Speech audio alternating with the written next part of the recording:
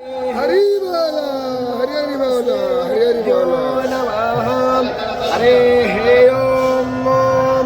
नीलाद्रिनाथं जगतामधीशं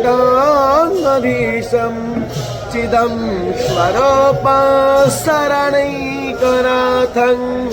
श्रीनीलगोत्राधिपतिवरेण्य सुरेन्द्रवन्द्यं प्रणतोऽस्मि नित्यं शङ्खचक्रं सकिरीटकुण्डलं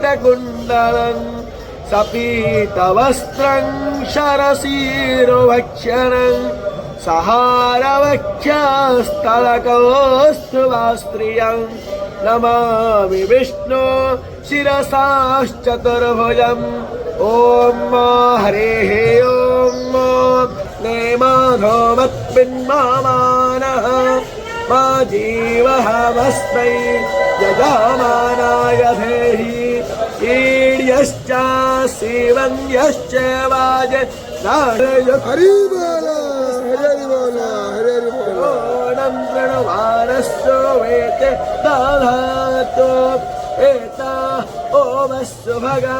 विस्मरो पाविप्रक्षोभिस्रायो माना